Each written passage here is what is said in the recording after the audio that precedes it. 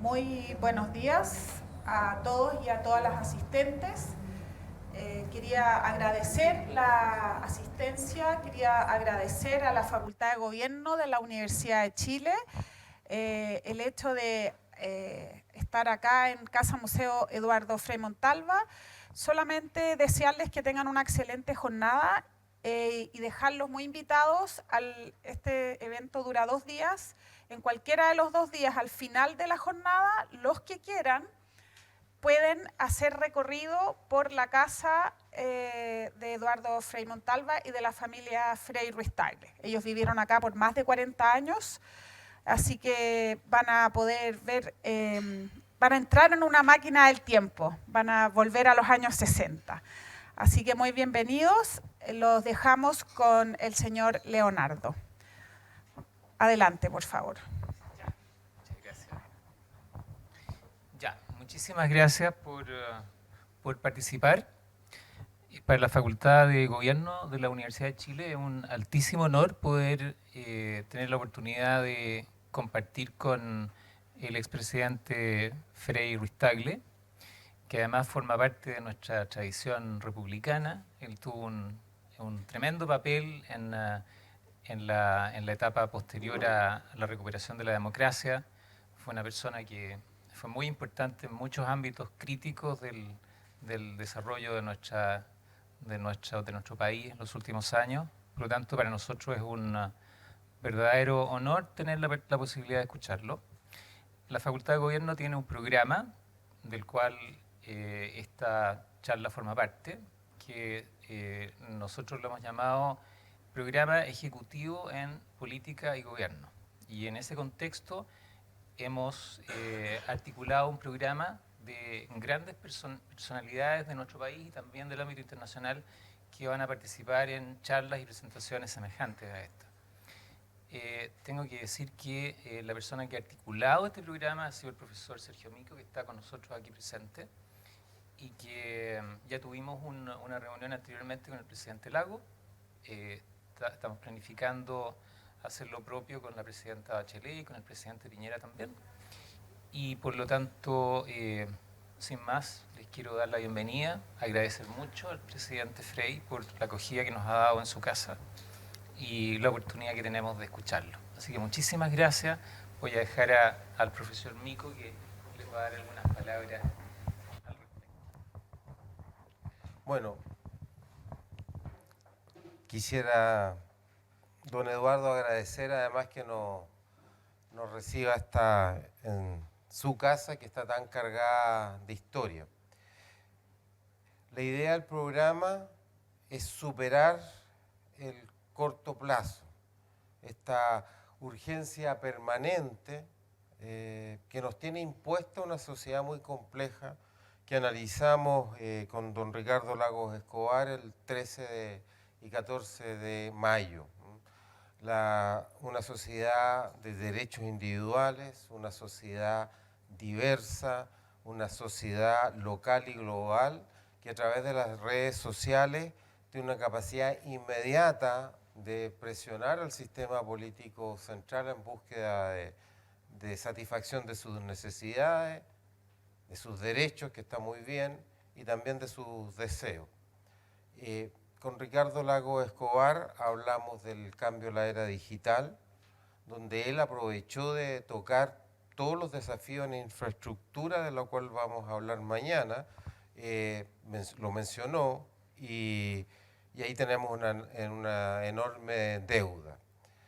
También tratamos con él la cuestión de las desigualdades y que a través de las políticas sociales y una alianza público-privada se puede hacer mucho, y contra la impresión de que teníamos muchos de los que estábamos ahí, se pueden producir efectos no solamente en materia de pobreza en el corto y mediano plazo, sino que también en desigualdades.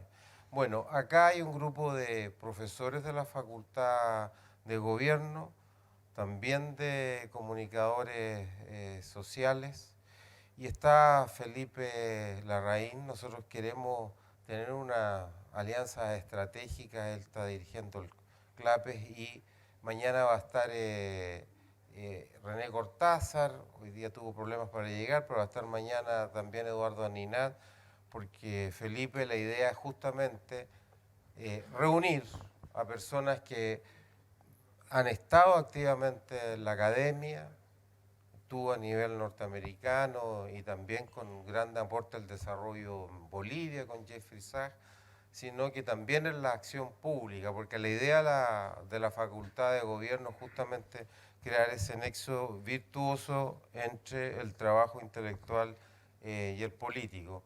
Y quiero terminar diciéndoles que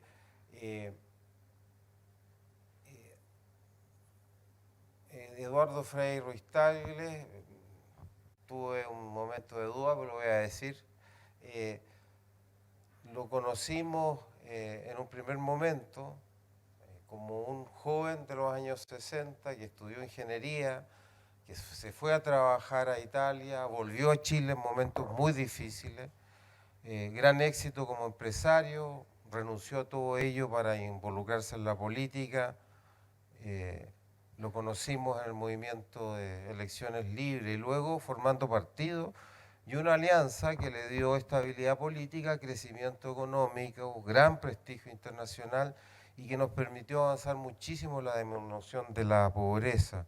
Quiero destacar también lo que usted hizo en materia de verdad, justicia, buscando en una nueva etapa que inició don Patricio Aylwin de reconciliación, donde participaron las Fuerzas Armadas, pero sobre la base de verdad, justicia y reparación.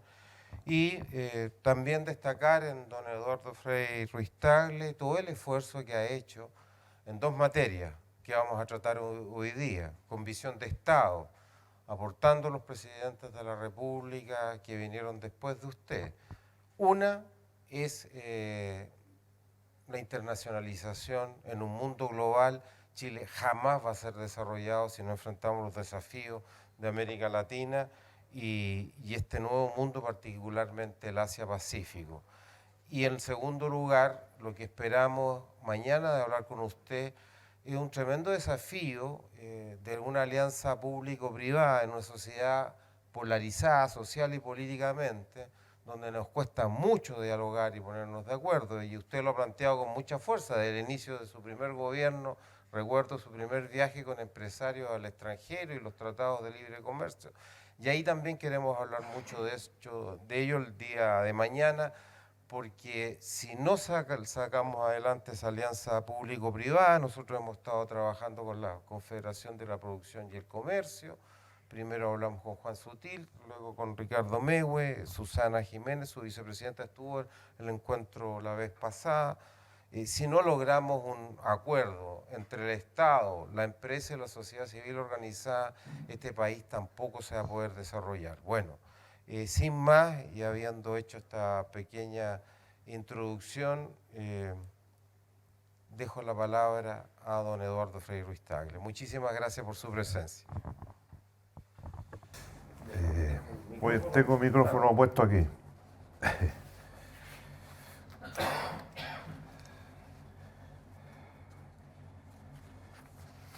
Vamos a ver.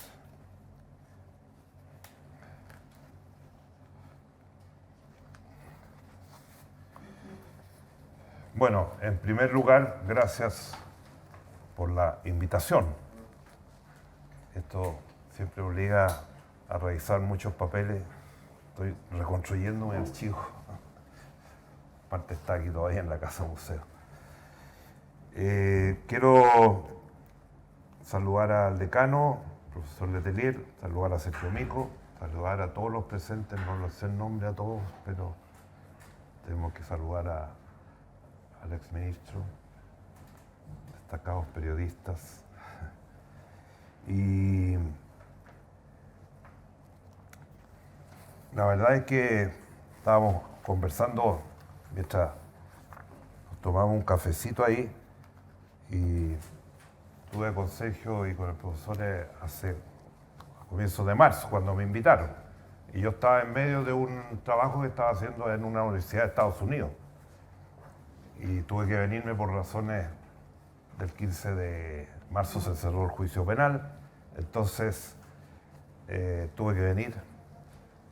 Y después seguí en la universidad, he tenido una experiencia bastante distinta, porque yo mi compromiso con la universidad terminé cuando salí de la Facultad de Ingeniería de la Universidad de Chile. Fui ayudante en esa época del profesor don Pancho J. Domínguez, gran hidráulico chileno, por eso soy ingeniero civil hidráulico, y también con Joaquín Undurraga, que era nuestro profesor de economía. Con ellos dos fui ayudante y desde esa época no había tenido ninguna actividad con universidades. Y me dio la alegría de que el FIU, que es la Florida International University, me invitara a un periodo de 2 meses, 3 meses que estuve allá durante el último trimestre del año. Es una gran universidad, tiene un campo en la Florida, entre Hialeah y Doral. Dice que el 4º campus más grande de Estados Unidos es una ciudad, porque tiene de todo realmente. Y ahí el que se dedica a estos tipos de actividades diversas de lo que son las carreras oficiales de la universidad, se llama el Centro Adam Smith para la economía libre en el mundo y el desarrollo de la economía abierta, y le han agregado un nuevo capítulo que se llama América Latina. ¿Por qué América Latina? Porque la dirección de la universidad sostiene que en los últimos 50 años Estados Unidos no ha tenido política frente a Latinoamérica. Lo que me desayuné cuando llegué fue la primera frase que escuché del director del centro, que son en su gran mayoría republicanos. La universidad es, como casi todas las universidades americanas, financiada por gente, muchos latinoamericanos, mucha gente de origen español, en fin, y han construido esta tremenda universidad. Y a mí me tocó participar en 8 conferencias que trabajamos de común acuerdo en los temas, y recién le estaba contando que uno de los temas que me tocó desarrollar y que me pidieron que fue uno de los primeros fue el tema de la reforma constitucional. Entonces, la verdad es que ya uno no hay que explicar, porque tratar de explicar lo que pasó el 19, el 20, el 21, el 22 y el 23, el 7 de junio, ahí ya quedaron absolutamente lonas. Nadie entendía nada. Pero bueno, hicimos el esfuerzo y yo preparé un trabajo bien importante para ese tema. Hice una revisión de todas las constituciones de Chile, desde que partimos en 1817, 18 más o menos, los primeros finteos. Y la verdad es que cuando terminé el trabajo y los puse allá también, me di cuenta que teníamos harta experiencia en constituciones. Y no muchas constituciones, porque prácticamente la del 25, la del 33 más o menos lo mismo, y como 4 grandes constituciones en Chile. Entonces, frente a esa estabilidad institucional del país y la capacidad para hacer lo que ha hecho, ellos no podían entender lo que había pasado. 80%, después 60 y tantos % en contra, después... No. Sobre todo en un gobierno que había recién entrado, en un gobierno que se suponía que era un gobierno de futuro, de la gente joven, etc. Entonces para ellos era un enigma toda esta cuestión. Hago ese comentario, porque son las cosas que pasan en la vida. Bueno, y desarrollé 8 temas y también estamos haciendo un trabajo con la universidad para que yo le propuse. Ellos me dijeron que hiciéramos un trabajo final y yo presenté un anteproyecto de un documento que se llama Democracia y Populismo en América Latina. Así que está entregado a la universidad y cuando ellos terminen de revisarlo y hagan sus comentarios saldrá ese paper. Bueno, pero vamos al grano, como dicen. Cuando asumimos la presidencia, las 2 o 3 primeras páginas las voy a casi leer porque creo que es bueno para ubicarse un poco en el contexto de las cosas. En el 94 la situación internacional era de creciente interdependencia. La globalización comenzaba a tomar mucha fuerza y nuestra economía comenzaba ya a depender del exterior.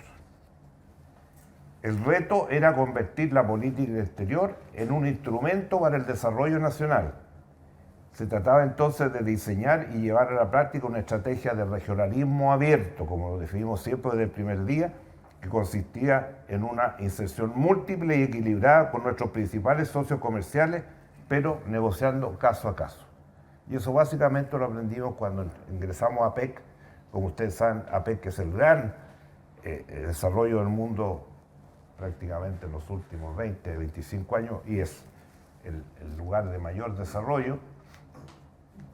El foro APEC se llama Foro de Líderes Económicos, porque como están todos los países asiáticos, en ese momento estaba China, estaba Taiwán, estaba Hong Kong, que participaban en esta reunión. La primera que fui yo fue en Indonesia, estaba el presidente Clinton de Estados Unidos, en fin,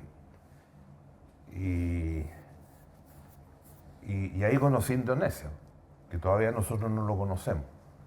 300 millones, el país musulmán más grande del mundo. Ahí estuve ya como embajador años después, tratando de sacar un tratado que tenemos ya con Indonesia. Entonces, ¿qué pasa? Que APEC se llama Reunión de Líderes Económicos, para salvar el tema en ese momento Hong Kong, Taiwán, etc.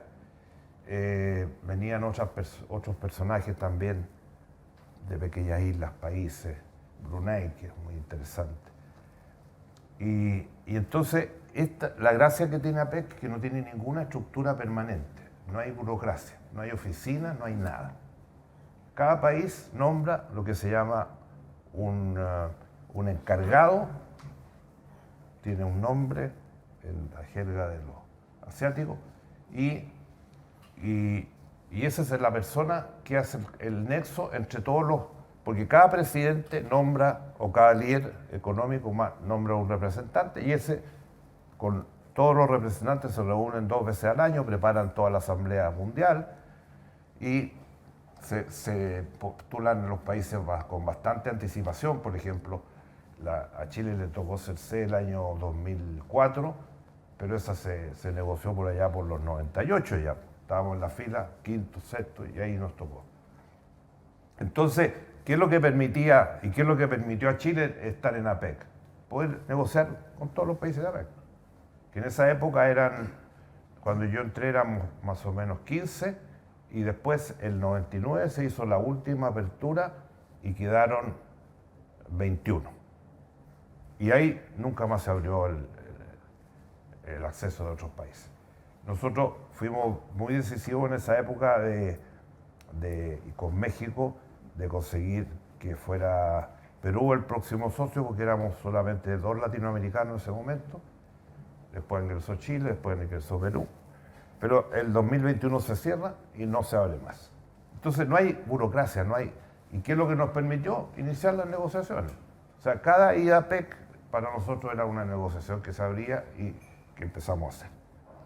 Entonces, como digo, esta política, es decir, unilateral, multilateral, y la acción concertada con países o agrupaciones de países.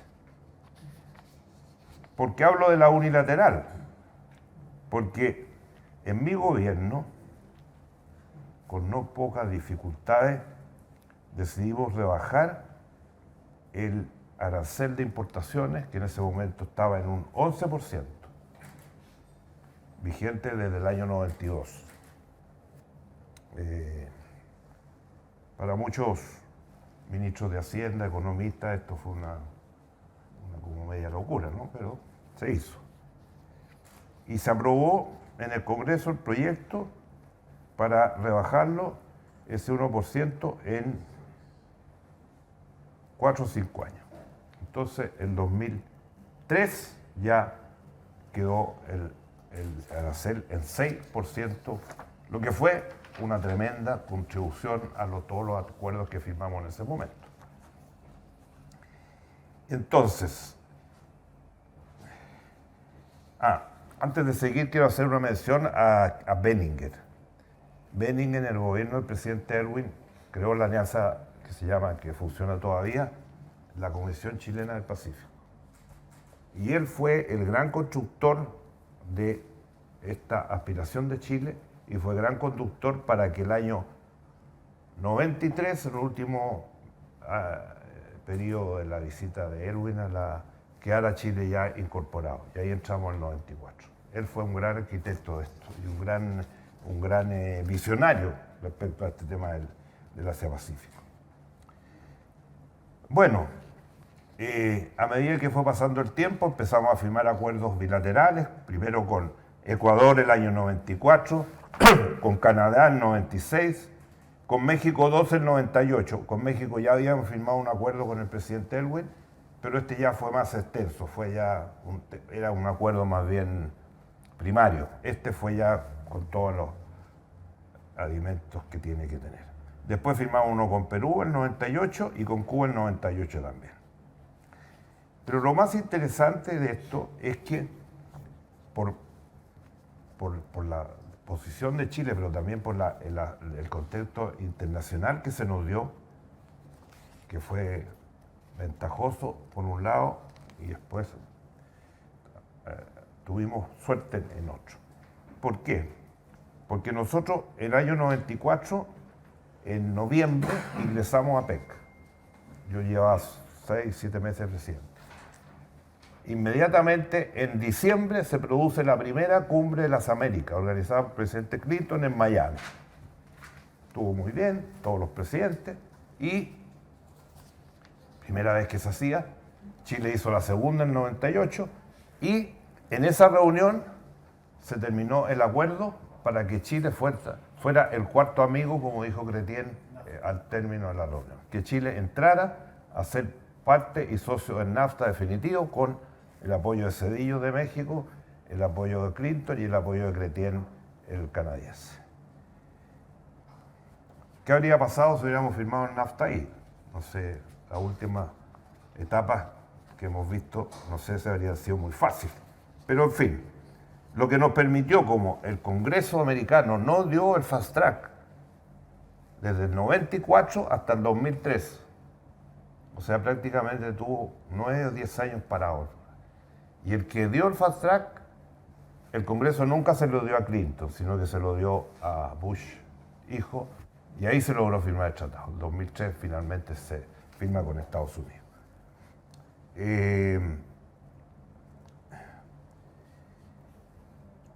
Entonces fue una experiencia bien especial, pero como no logramos hacer el acuerdo con Estados Unidos, en la reunión siguiente a PEC, Cretien me dijo que teníamos que buscar un acuerdo con Canadá, que Canadá quería hacer un tratado con Chile, conocía bastante, había estado varias veces en Chile, y me insistió mucho y firmamos el acuerdo el año 96, Canadá 96.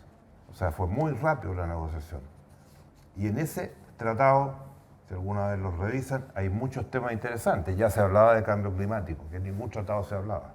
Se hablaba del tema del feminismo, la incorporación de la mujer global, etc. Había varios puntos que en esa época todavía no se tocaban en los tratados. Después, con los años, ya cuando empezamos a renovar tratados en 2010, todos esos temas nuevos habían, lógicamente el tema digital y eso ni se hablaba. Para hablar por teléfono del Asia a Chile, llevábamos un teléfono que era un cajón así grande, pesaba como 5 kilos y que iba con el EDECAN. Y había que gritar como si estuviéramos en la Oceanía ahí. Pero no había ninguna posibilidad de hablar por teléfono, se hacía por satelital. ¿Para qué hablar de los celulares y todo lo digital, que el mundo que vivimos hoy día, que ha cambiado mucho?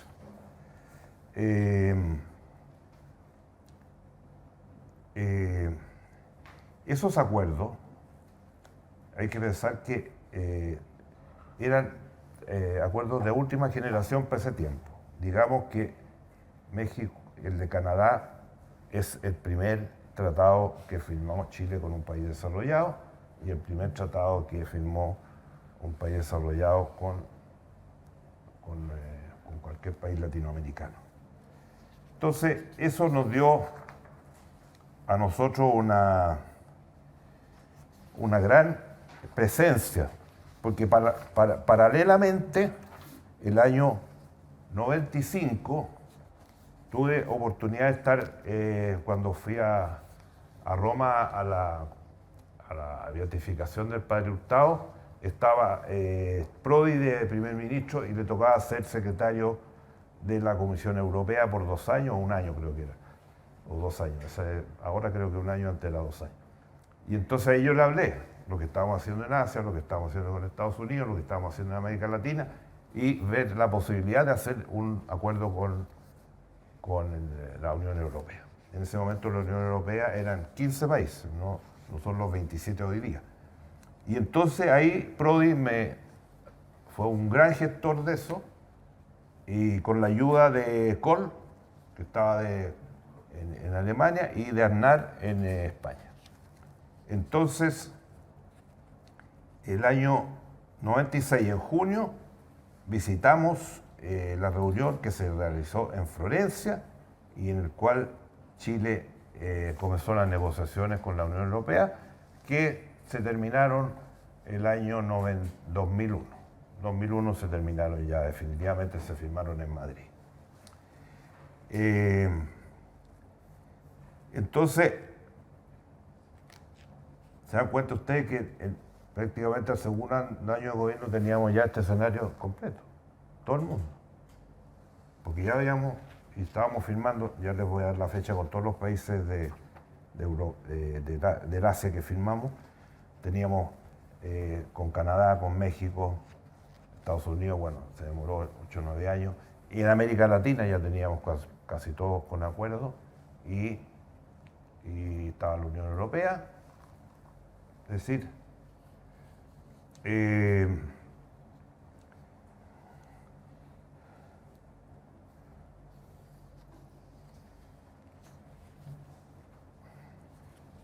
voy a dar un dato para entender lo que esto significa a nivel del comercio internacional. El año pasado, finalmente, el gobierno firmó el acuerdo con la Unión Europea y firmó el acuerdo con el TPP-11. ¿Por qué digo esto? Porque esto era modernización del tratado. El tratado de la Unión Europea se firma en 2001 y nosotros más o menos en 2010, ya 2015, empezamos a renovar. Los primeros hicimos con Canadá y otros. Y entonces,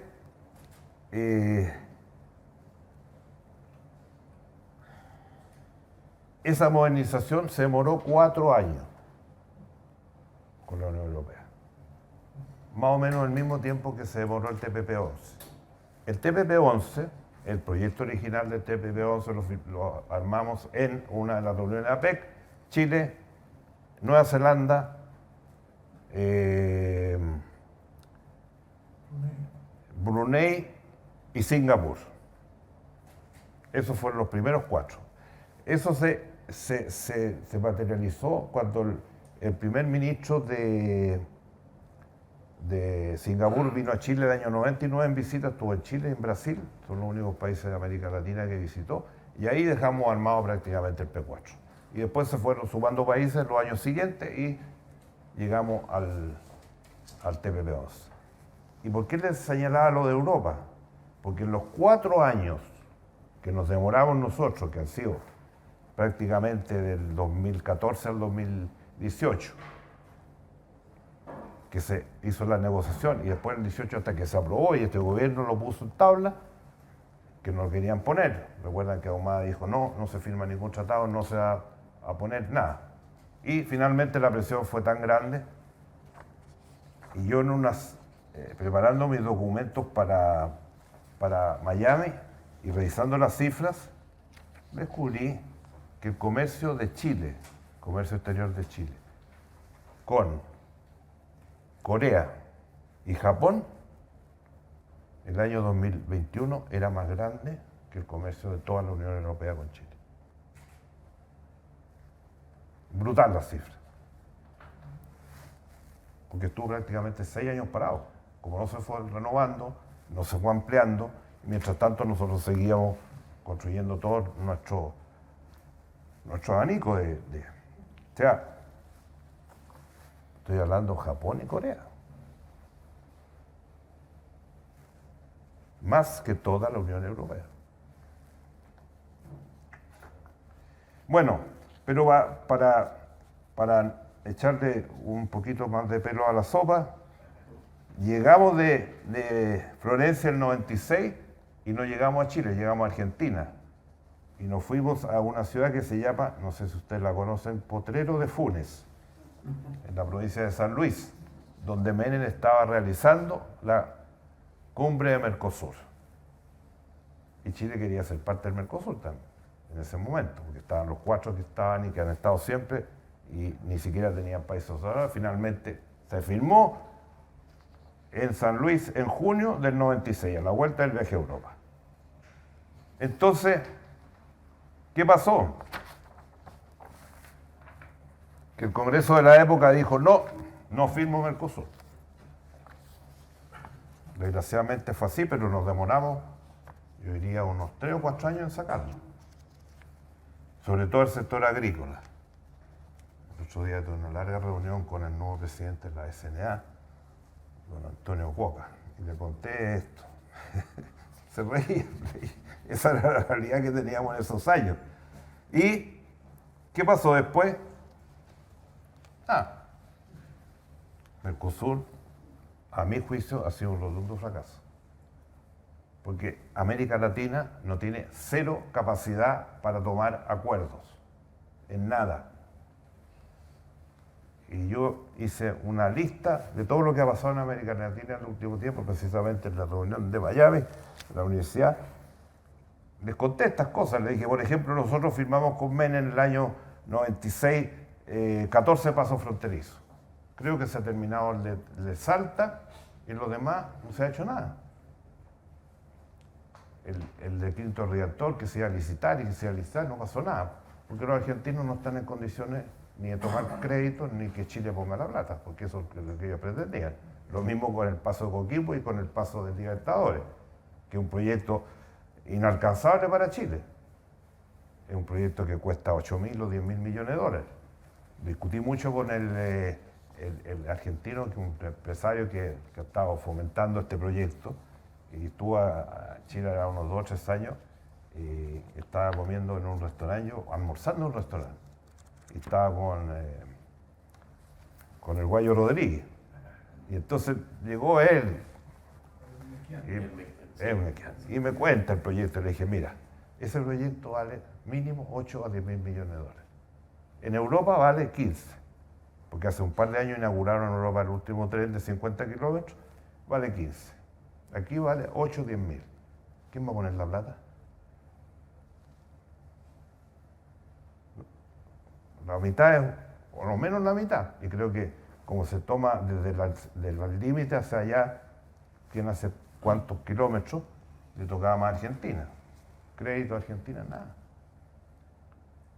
Ruta bioceánica. La única que está medianamente funcionando es una que parte del sur de Brasil, en frontera con Uruguay, llega hasta el norte de Chile. De los 14 pasos fronterizos, como digo, ninguno. Y en circunstancias que se ha cometido un profundo error, porque hace años, estando en el CPI ya, yo estoy en el CPI desde hace 10 años, cuando nombraron presidente, me llamó un día el antiguo intendente de Concepción, que es el mismo que está ahora, que es un tipo muy inteligente y muy capaz, que lo ha hecho muy bien, y me dijo, vienen unos empresarios argentinos del sur que quieren ver la posibilidad de llegar con todos sus productos a los puertos del Biobío, porque ellos están exportando todo al Asia, grandes cantidades, y para eso necesitamos tener acceso a los puertos chilenos y necesitamos tener una ruta. Y entonces ellos me dijeron que si podíamos hacer una reunión, fui a Concepción, hablé con nuestro intendente de la época, y vinieron gobernadores argentinos, se hicieron reuniones en Concepción, y ellos plantearon un ferrocarril que llega casi a la frontera con Chile, y o sea, en eso los argentinos hacen bien las cosas mejor que muchos otros en América Latina. Y ese tren está ahí y le faltan, el lado chileno, 200 kilómetros para llegar. Es el antiguo tren que pasaba por Lonquimay, que hay un túnel para llegar a Lonquimay.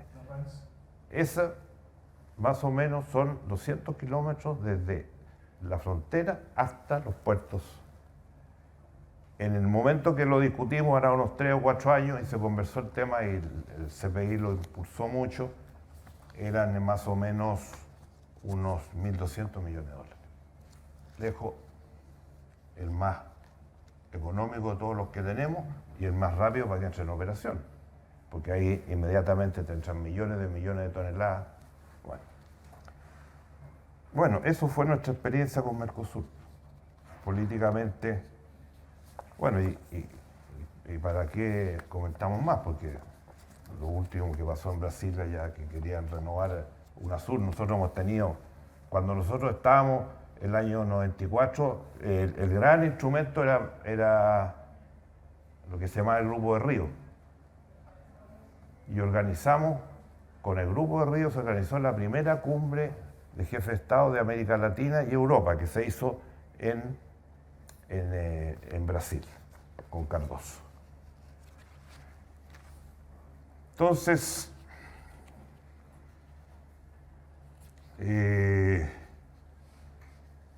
bueno, ¿para qué le voy a...? Ahora ya es una realidad, porque entramos, en el momento que partimos nosotros, el Asia representaba 2.500 millones de habitantes, involucrar la mitad del Producto Mundial y el mayor desarrollo hasta hoy día, yo creo, no hay mayor competencia con lo que pasa en el Asia. Qué sé yo, en Shanghái, en Shenzhen, para qué decir, la ciudad, como llaman la ciudad, el Silicon Valley de China. Ciudades como Chengdu, que Chile acaba de abrir una oficina comercial ahí y un consulado. Ese estado de Chengdu, que es un estado en el centro de China, mirando hacia el norte, que tiene la característica que tiene 80 millones de habitantes, tiene una capital, es conocido como la zona donde hacen los osos panda. Ahí está el gran lugar de entrenamiento de osos panda y criadero. Y tiene 80 millones, la ciudad capital tiene Chengdu, porque Sichuan se llama la provincia china, y tiene como unos 8 o 10 millones, y por lo menos lo que yo he visto en muchas partes del mundo, tiene los centros tecnológicos top del mundo. Uno tiene 200 hectáreas, otro tiene 150 hectáreas. El mundo que no vemos nosotros.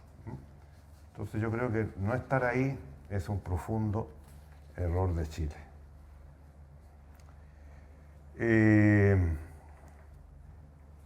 Bueno, como les decía antes, partimos ya de fuerte con los acuerdos en el Asia, Canadá, Estados Unidos, hasta que logramos convencerlos, Corea, el primer tratado de libre comercio que firmó Corea con el mundo fue con Chile, que ha sido espectacular. A propósito de eso, les voy a contar dos anécdotas que entretenía contar anécdotas. Cuando yo llegué a PEC, el primer día, ahí había un gran banquete, elegantísimo, en Indonesia, los palacios de Indonesia, allá de estos caballeros que fueron presidentes eternos, ¿no es cierto? No quiero nombrarlo. Y entramos a comer y yo empiezo a buscar mi asiento y de repente aparece Cretien, el primer ministro de Canadá, y me dice: presidente, usted ha cometido un delito, usted ha cometido y gritaba. Cretien es un tipo grande, así era ministro de su juventud. Y me dice: porque usted llegó y me quitó el asiento. Y yo estaba sentado entre el sultán de Brunei, que es el hombre más rico del mundo, y al otro lado tenía al presidente chino, que es segundo país, y posiblemente primero en un año más. Y usted me quitó el asiento. Se larga a reír, nos dimos un abrazo. Bueno, fue el primer tratado que sacamos. El otro cuento yo creo que no debía contarlo, no sé. Cuéntelo. ¿Ah? Estaba en confianza. Sí, pero se está grabando. Hay que tener ojo. Bueno, y ahí seguimos, firmamos con China en el 2006, Japón en el 2004, Australia en el 2009, Hong Kong en el 2014. Y algunos de estos lo hice como senador, cuando fui presidente del Senado. Y después de ser presidente del Senado siempre fui, hay un trabajo dentro, y lo vamos a ver aquí cuando veamos a China, hay un acuerdo parlamentario con la Asamblea Popular, y ahí estuve varios años trabajando en eso. Después está India en 2007, Malasia en 2012, Tailandia en 2015, Vietnam en 2014. Eso lo firmó el presidente Piñera, el de Vietnam, y me invitó que fuéramos a ese viaje, que desconcertó a los de Vietnam, a los de Japón y a no sé qué otro lugar. Y después me invitó a China. Porque el presidente de Vietnam no podía entender que yo era expresidente, que estuviera sentado ahí, y yo estaba sentado al lado de Piñera, y se estaba firmando el tratado, y por qué, si yo era de otro partido, de otra coalición, y que se decían, pero Chile, extraordinario, están los presidentes juntos. Después me pasó lo mismo en Japón, y después me pasó cuando el presidente me invitó a la visita de Estado a China. Y ahí entonces, cuando terminó el banquete que le dio a la delegación chilena, yo estaba sentado muy cerca de la Cecilia Morel, le dije, y ella estaba sentada al lado de Xi Jinping. Entonces, dile al presidente Xi Jinping, de parte nuestra, estamos intérpretes, lógicamente, llevaban a su idioma, no hablan idiomas, todos los idiomas, pero en las cosas oficiales, todos traductores, con traductores. Entonces le dije, ¿por qué no le dice que se da la circunstancia especial que hay dos presidentes de Chile? Y por lo tanto sería bueno que al terminar la ceremonia hicieran una foto oficial, en fin. Ya, terminó la banquete, se para Xi Jinping, me hace así. Y entonces me dijo, primero venga presidente Frey, con el traductor. Párese aquí, bandera, el Palacio del Pueblo, toda la parafernalia, foto. Después con Piñera y después los tres juntos. Y después con la señora y todo. Entonces yo le dije, presidente, la verdad es que pocos países del mundo pueden darse este gustito de que andan dos presidentes trabajando por su país, pero en general esto no se entiende mucho en ninguna parte, ni en Chile tampoco. Ahora, si uno se mete en el tema internacional, es bien difícil entrar.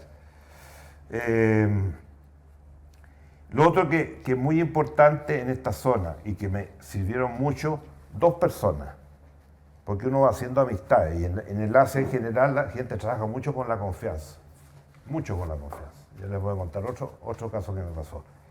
Y entonces, el que vino a Chile, George Octon, primer ministro de Singapur, después del fundador del país, pasó a retiro y lo nombraron primer ministro emérito.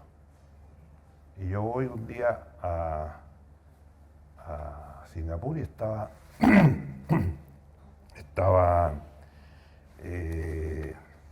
Jimmy Sigler de embajador.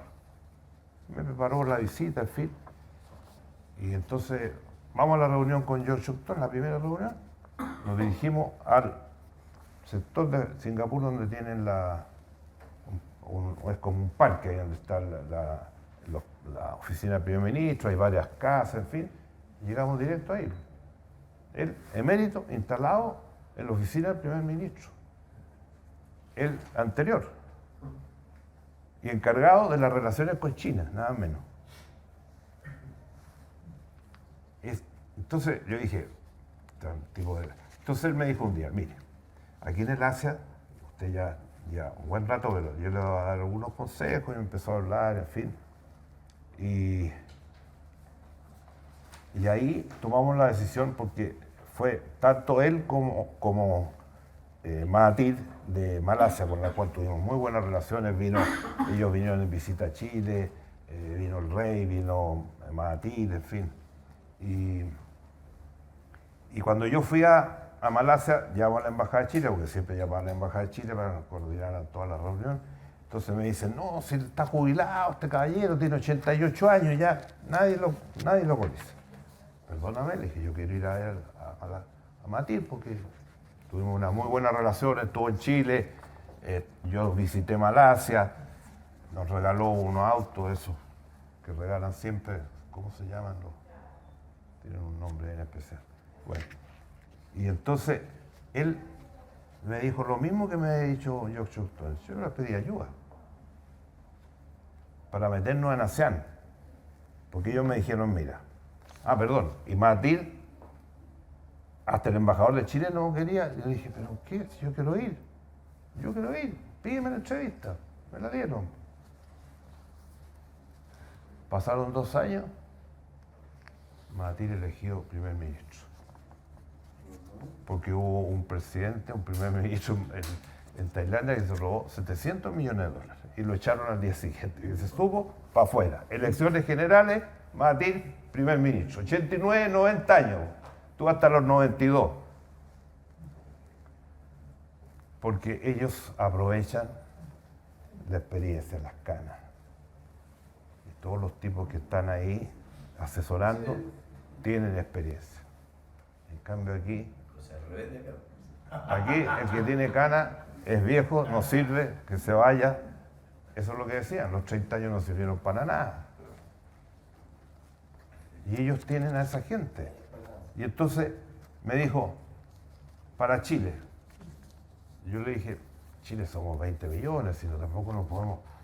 Porque cuando yo estaba negociando estábamos negociando con China un día, tuvimos una reunión con parlamentarios, que siempre me juntaba con ellos, y me dicen, presidente, usted cuando se siente con el presidente Jiang Zemin, dígale que estas son las condiciones, si no, no firma. Claro, pues es fácil decirlo. ¿Ah? Pero el otro día, en una conversa así que tuvimos, no sé dónde fue, le decía yo, en Asia, para no fijarse siempre en China solamente, porque todos creemos que solamente es China el Asia, hay a lo menos unas 30 ciudades que tienen más de 20 millones.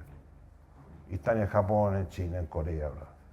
Entonces, ubiquémonos en los tamaños. Entonces ahí ellos me dieron el consejo. Primero, usted tiene que tener una línea directa con China, con Corea y con Japón. Y con la India. No se olvide la India. Eso me lo dijeron cuando ya fui como embajador. Y segundo, ASEAN. Porque ASEAN son 10 países y hay que tener tratados con todos. Ahí me dijeron, Myanmar es un caso perdido casi. Hay un país, otro, Laos, creo que chico, ahí se manejaba con un embajador concurrente con Tailandia y el otro. Pero tenemos tratado, acuerdo con todos. Ya me tocó ir a Filipinas y firmamos con Filipinas y firmamos con Singapur. Fui a la visita de Estado a Singapur en una reunión de APEC y ahí ya como embajador fuimos a conquistar un espacio en ASEAN. Y hoy día somos de los pocos países, creo que hay 3, 4 países, 2 europeos que son socios de ASEAN. Y lo mismo nos ha pasado al revés a nosotros, que como todos los acuerdos de integración de América Latina han sido fallidos, a mi juicio, muy fallidos, el único que funcionó hasta cierto momento bien fue la CAF, Corporación Andina de Fomento, que nació del acuerdo que firmaron el Pacto Andino en Bogotá, Frei, Lleras, Belaúnde, el de Ecuador son los 5 firmantes originales. Lo único que a mi juicio que ha resultado, de las pocas cosas que ha resultado, la CAF hoy día es un banco de fomento, tiene un volumen bastante grande en América Latina, tiene un volumen bastante grande en pequeñas y medianas empresas, y ahora se están abriendo y me pidieron ayuda porque quieren ir al Asia y conseguir socios, etc. Así que le hacemos a todo aquí.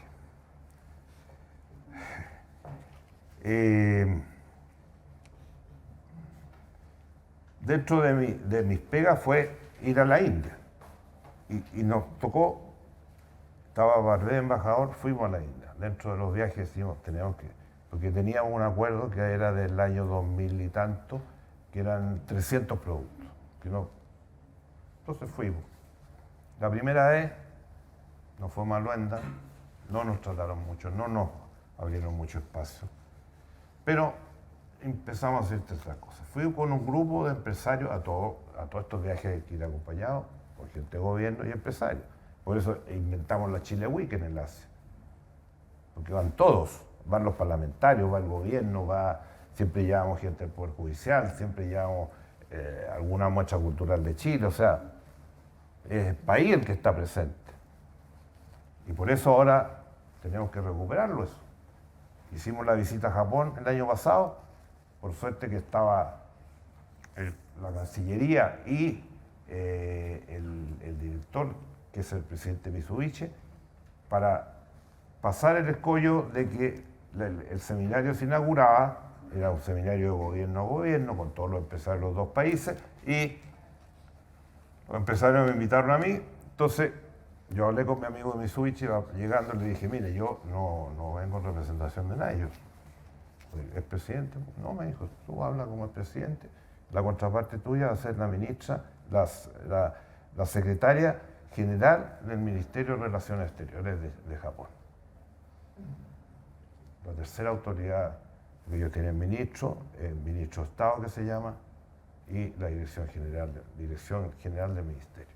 Y ella habló, incluso me mandó su discurso antes.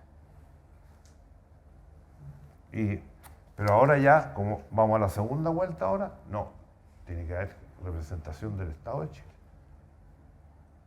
En Chile nos pasa lo mismo. No sé si se lograron una política de ellos o se entusiasmaron con las visitas nuestras que hacíamos los Chile Week y al país representado, todo. Que es clave para ir al Asia. Y que es clave, no por hacerse propaganda, pero es clave el usar antiguas autoridades de los gobiernos que contribuyen a relaciones, porque de alguna manera u otra todos ellos han tenido también su política exterior, han tenido sus relaciones, unos han andado por América Latina, otros han andado por el África, lo usan siempre, aquí no lo usamos.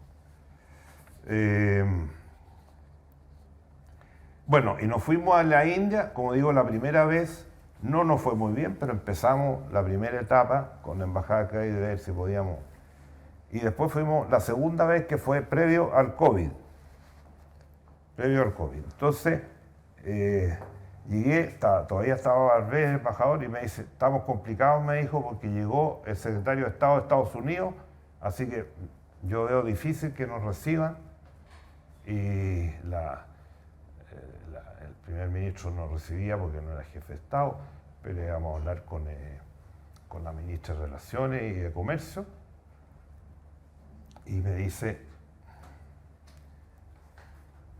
y me llama Barbé, me va a buscar, sí, me dice, estamos listos, a las 12 nos recibe la ministra. Y entré y me dice, me saluda, cariñosa la señora, pero impresionante. Entonces me dice, yo era asistente de la Indira Gandhi. Y cuando la Indira Gandhi fue a Chile, yo fui. Nos sentamos. ¿Con quién quiere hablar? Me dijo. Con el ministro de Comercio, el ministro de Agricultura. En su oficina de la ministra nos hizo la agenda para los días que estábamos allá. Y se firmó después un tratado que tiene 2.700 productos y inmediatamente que se firmó sobre 1.700 se habló de que teníamos que seguir con India para llegar a porque a todos los empresarios les ha ido bien, es un mercado gigantesco, 1.300 y tantos millones. Y el otro día estuve en un foro en que estaba el director de ProChile y se van a India en cualquier momento. No sé la fecha, pero tiene ya organizado una visita para conversar, a tratar de lograr crecer de 2.700 a unos 4.500, 5.000 productos. Así hay que hacer las cosas y aprovechar los momentos y las oportunidades, porque entre paréntesis, yo tenía la sensación y las cifras que había conocido de que el comercio exterior de Chile, o sea, importaciones, exportaciones y servicios, llegaba más o menos a 2/3 del producto. Bueno, después una persona que me escuchó me dijo, yo creo que está un poco atrasado en tus cifras, yo creo que estamos más. Bueno, le dije yo, por lo menos las que yo he revisado oficiales de la Direcon, eso. ¿Ah? El otro día participé en un foro con el Asia, que lo está organizando la Fundación Chilena del Pacífico, la Loreto Leighton, y estaba el director de ProChile, recién nombrado. Y él dijo, el 75% del PIB de Chile está en el comercio exterior. 75%. Yo le dije, mira, la última cifra que tengo yo, le dije recién, porque la usé cuando fui a Estados Unidos en febrero, pero él dijo categóricamente. Entonces, ¿ah? Oye, pero solamente China es más o menos 40%. Pero con China tenemos en total, debemos tener cerca de 80, 90 mil millones. No. ¿Bilateral? Bilateral, importaciones, exportaciones y servicios. Sí, eso puede ser. Y eso lo multiplica. En un producto de 280.000 hay 100.000 de exportaciones y 80.000 de importaciones.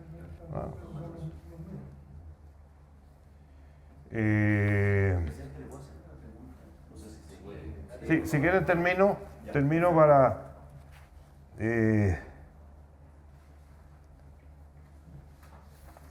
o sea,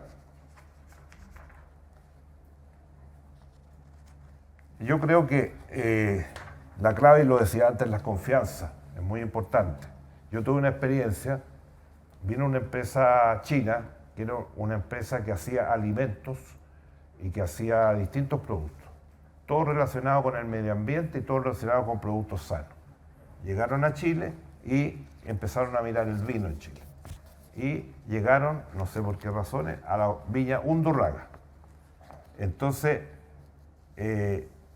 ¿cuál no sería mi sorpresa? Que un día me llama el gerente de Viña Undurraga y me dice, oye, están unos chinos acá y quieren conversar con un expresidente. ¿Tú estarías dispuesto a conversar? Sí, le dije, no hay ningún problema.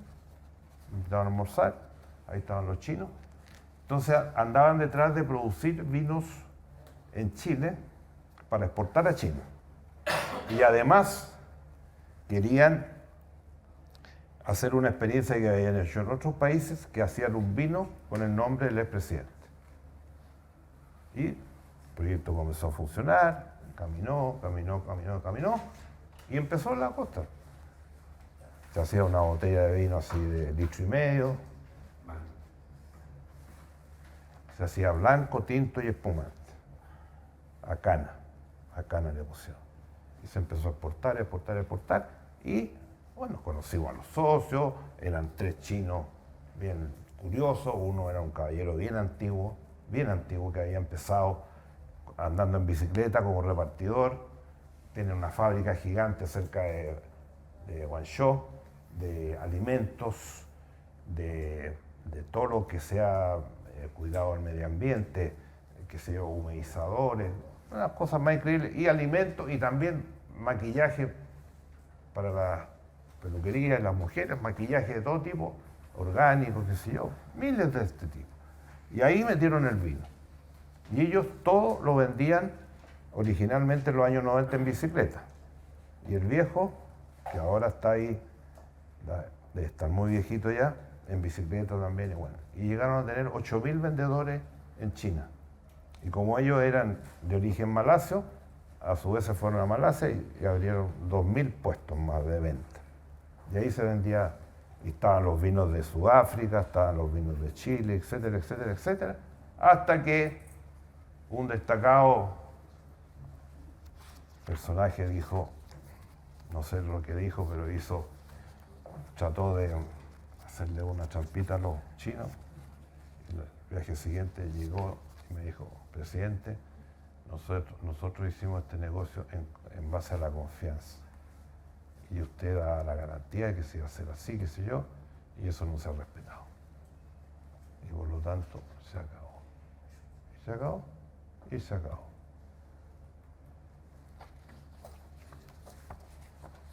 Entonces hay que tener mucho cuidado con el ACE también, porque ellos lo hacen mucho en base a confianza. A lo mejor no con las grandes empresas, no creo que sea con empresas como, no sé, Agrosuper, que están moviendo miles de millones en carne blanca, y ahora que están dueños del salmón, son los grandes exportadores de salmón a Estados Unidos, a Asia, a Canadá. Serán tratos distintos, pero bueno, aquí, resumiendo, cuando yo asumí el año 94, teníamos un tercio de nuestro comercio exterior era Estados Unidos, un tercio de la Unión Europea y un tercio de América Latina, más o menos.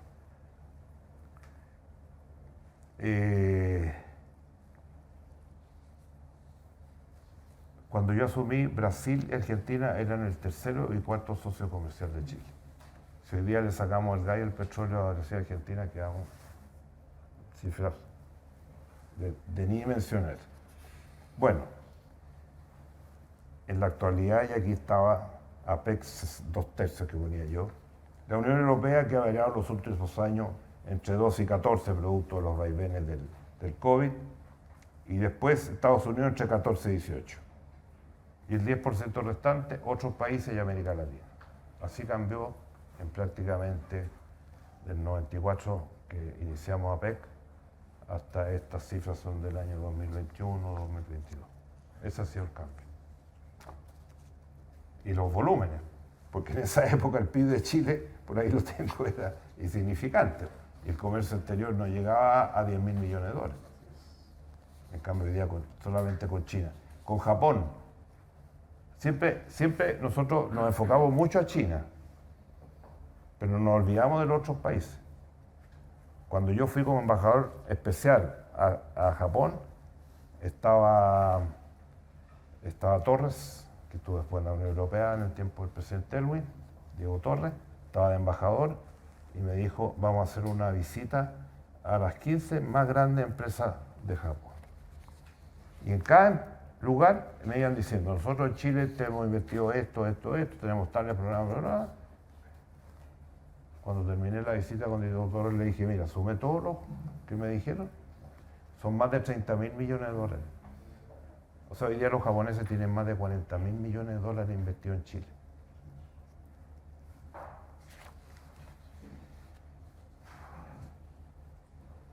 Al pobre embajador lo trataron pésimo porque estaba peleando por el TPP-11.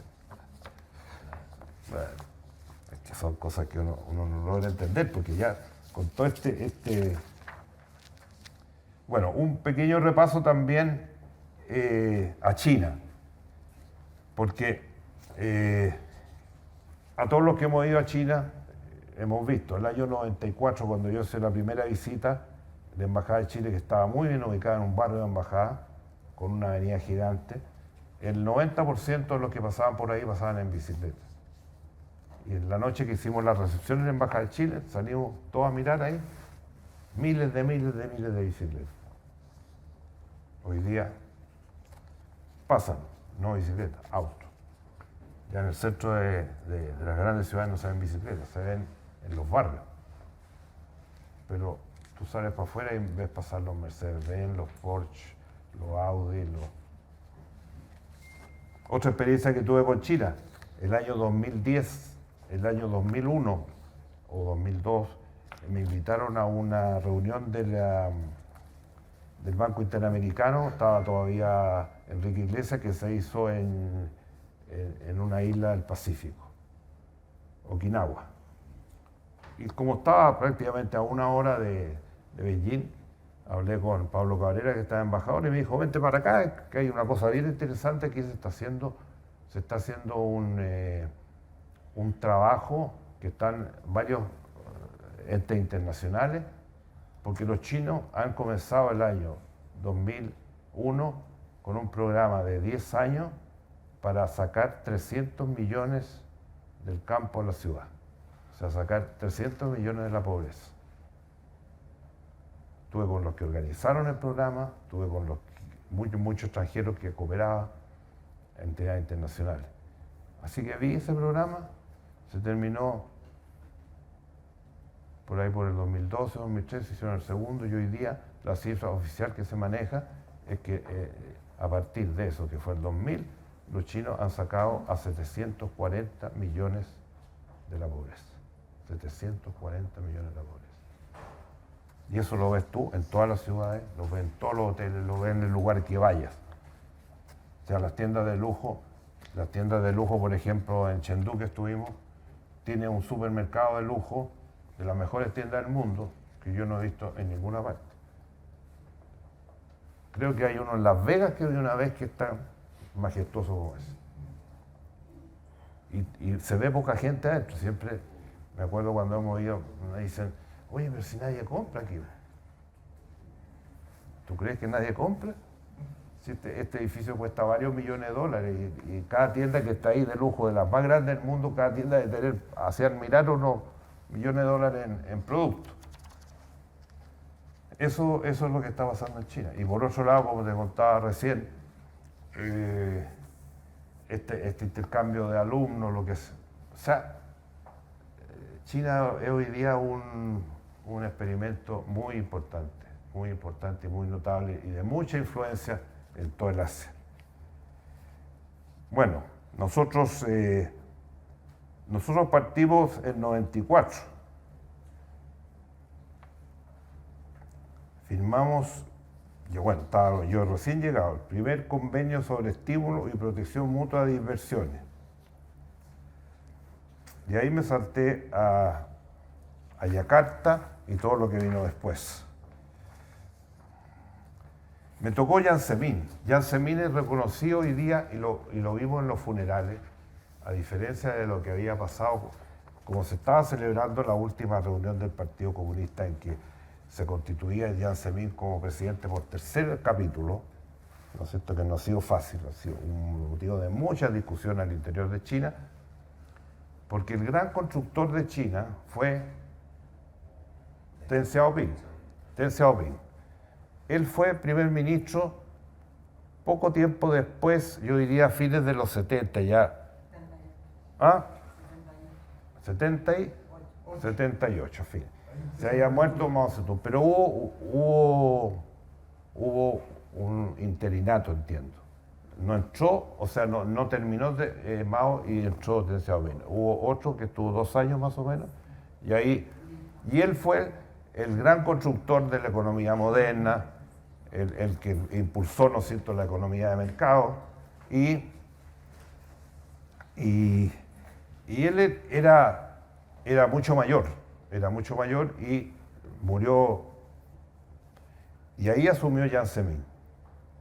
Jiang Zemin asume exactamente el 80 y el 90 y... A ver, espérate, no.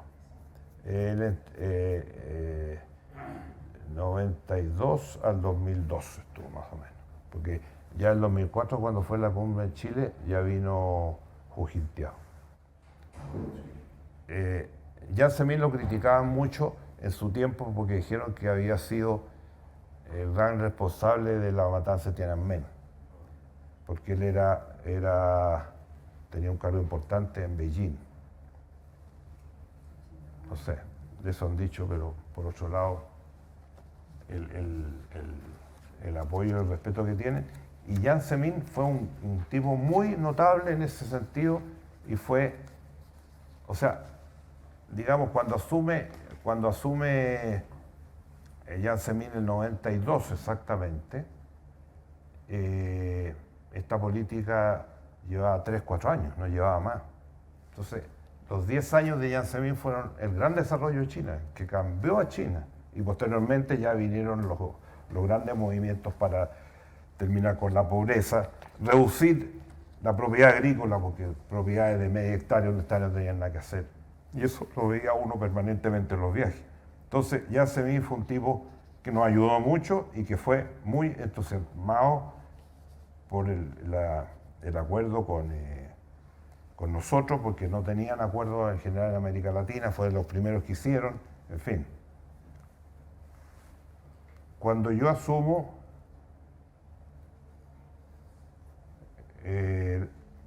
no llegamos a 1.000 millones, en 94, de exportación, no llegamos a 1.000 millones.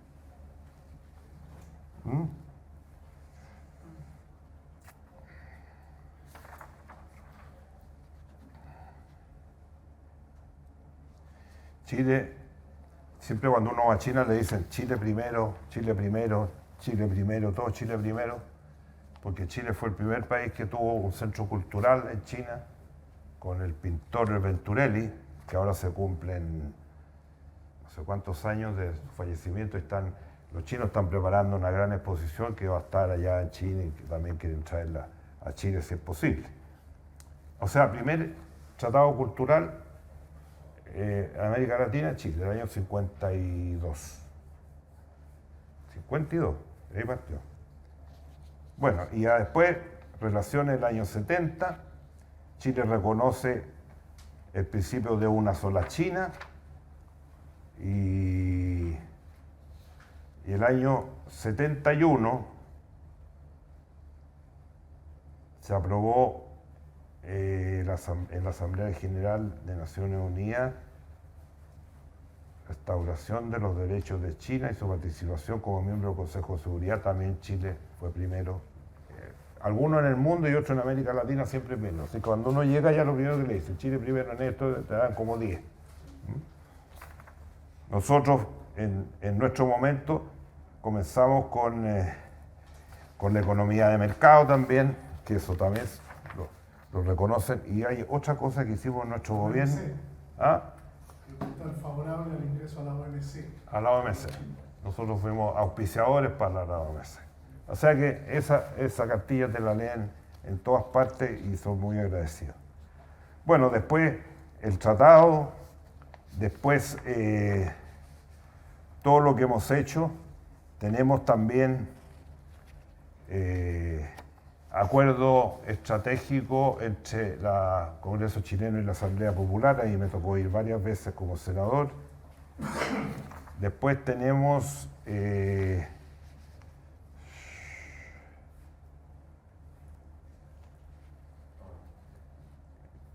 acuerdos, y eso se firmó en 2008, el acuerdo suplementario de comercio de servicios, que también aporta su cuota, que no es muy grande, pero ya con China es una cantidad de varios miles de millones de dólares, todos los servicios y los anexos.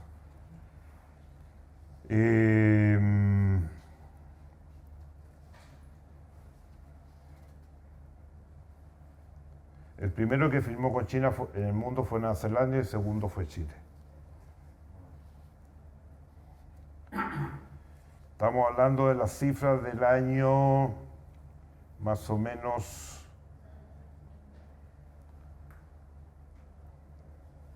cuando ya China se acercaba el año 2010 a alcanzar los 20.000 millones de dólares en intercambio.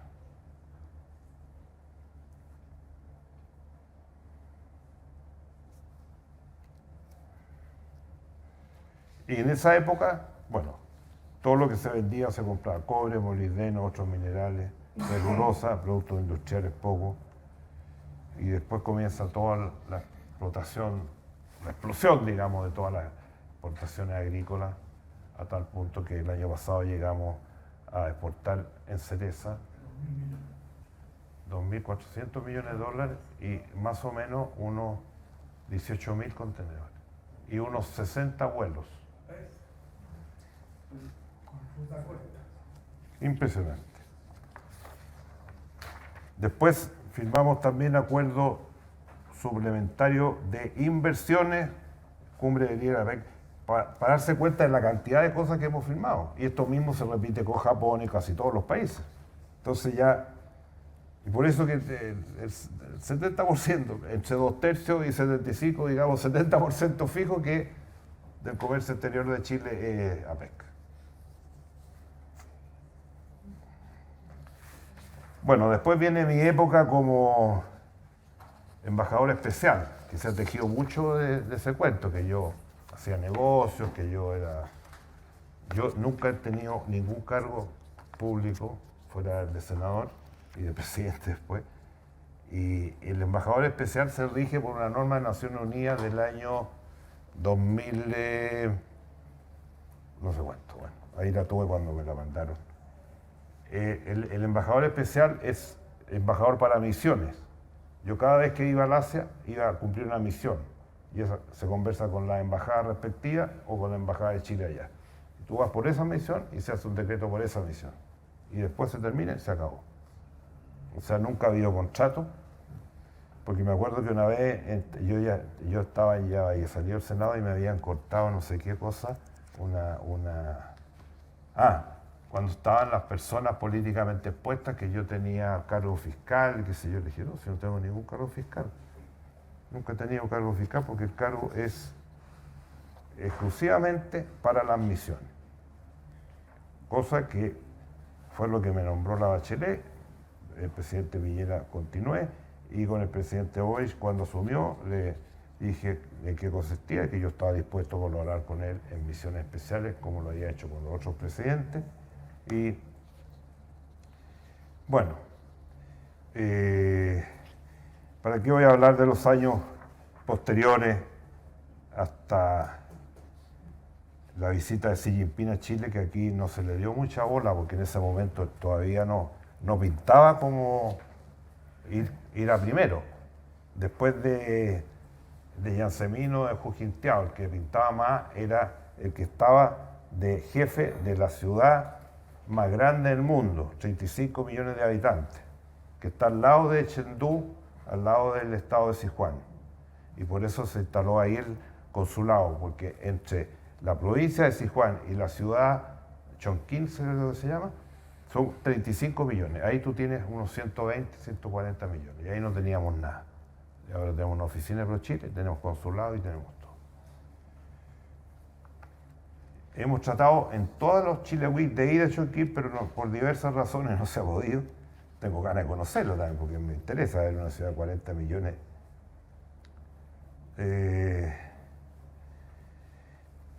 En la profundización del TLC, de nuevo fuimos primeros con China.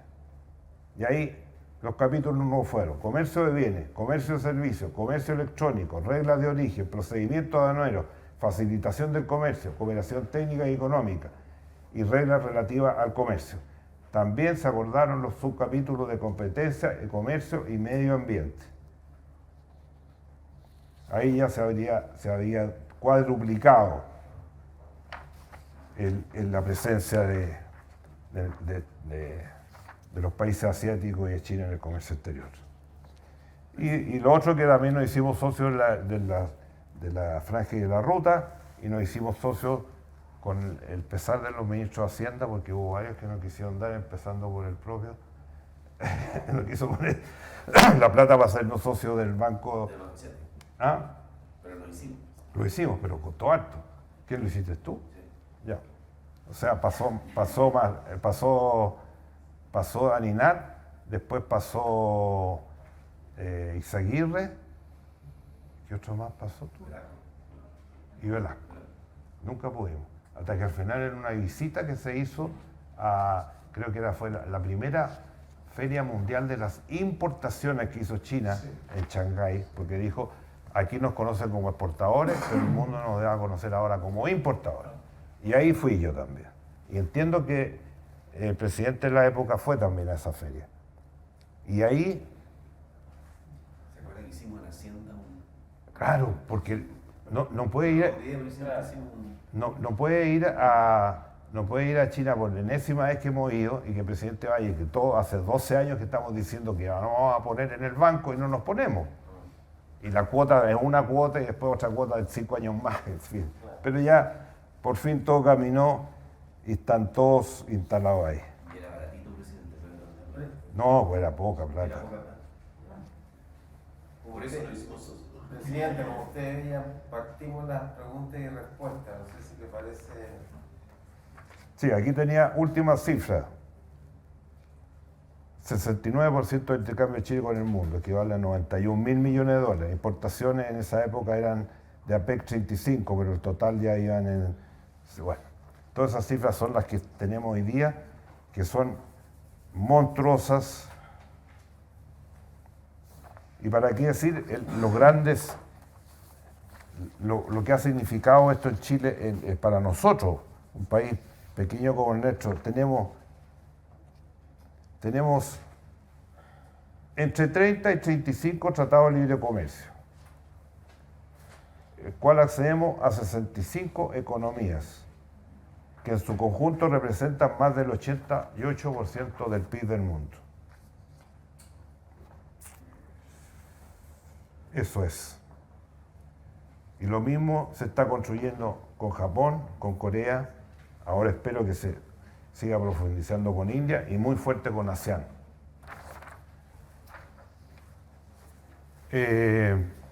¿Vamos al tiro a las preguntas o quieren tomar un cafecito? Como quieran. Un cafecito. Buena idea. Bueno, entonces no. ¿No? Quizá una pregunta. Ya. Vamos, entonces. Si me traen un cafecito. ¿De grano o normal con el marco? Normal con un... ¿Tiene leche? ¿No? No. Solito. Solito, tráemelo nomás. Bueno, muchísimas gracias, presidente. Impresionante todo lo que hemos avanzado. Duele mucho, sí, dos cosas, que hemos perdido impulso y en segundo lugar la situación dramática con América Latina y bueno, es otro mundo en el cual Chile lo habría hecho muy bien entrando al Asia. Disculpen. Entonces lo que le estaba señalando para la grabación, muchísimas gracias, presidente. Lo primero es muy impresionante cuando se objetiva nada más en cifras todas las avances que hemos hecho, sobre todo a partir de su gobierno en materia internacional de nuestra economía. Particularmente es un cambio hoy día económico, pero después va a ser político y mañana cultural con Asia. Y ahí tenemos que pensar mucho qué significa eso. Y por otra parte, sí duele mucho que hemos perdido impulso y además la situación con América Latina. Presidente, el ingeniero ha hablado junto con el presidente. Mañana habla el ingeniero. No, menos mal, ya me dejó completamente asustado, pero presidente, muchísimas gracias. Ahora queremos también invitarlos a un café y a conocer la casa. Mañana es... Y mañana es... Toda la infraestructura y toda la alianza público-privada. Público-privada. Bueno, pido un aplauso para...